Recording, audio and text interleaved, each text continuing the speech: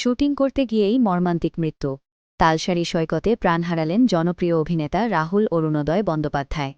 হঠাৎ এ ঘটনায় শোকের ছায়া নেমে এসেছে পুরো বিনোদন অঙ্গনে। রোববার পশ্চিমবঙ্গের দীঘা সংলগ্ন তালসারি সমুদ্র সৈকতে একটি ধারাবাহিকের শুটিং চলছিল। ভোলে বাবা পার করেগা ধারাবাহিকের শুটিংয়ে অংশ নিতে ইউনিট সহ সেখানে গিয়েছিলেন ৪৩ বছর বয়সী অভিনেতা রাহুল অরুণোদয় বন্দ্যোপাধ্যায়। জানা গেছে, শুটিংয়ের এক পর্যায়ে তিনি সমুদ্রে নামেন, কিন্তু হঠাৎই পানিতে তলিয়ে যান।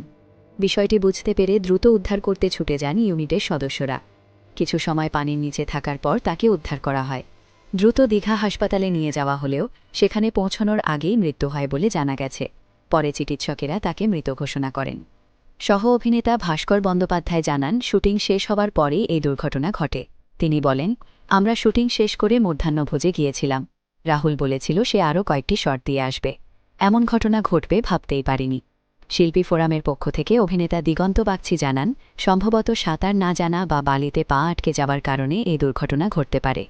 যখন তাকে উদ্ধার করা হয় তখনও তিনি জীবিত ছিলেন, কিন্তু হাসপাতালে নেওয়ার পর তাকে মৃত ঘোষণা করা হয়। ঘটনার সঠিক কারণ এখনও স্পষ্ট নয়। ময়নাতদন্তের রিপোর্ট এলে বিস্তারিত জানা যাবে। ব্যক্তিজীবনে ২০১০ সালে অভিনেত্রী প্রিয়াঙ্কা সরকারকে বিয়ে করেছিলেন রাহুল। তাদের একটি পুত্র সন্তান রয়েছে, যদিও ২০১৭ সাল থেকে আলাদা থাকতেন তারা। সম্প্রতি সহজ কথা নামে একটি পডকাস্ট শুরু করেছিলেন তিনি, যা দর্শক মহলে বেশ সাড়া ফেলেছিল।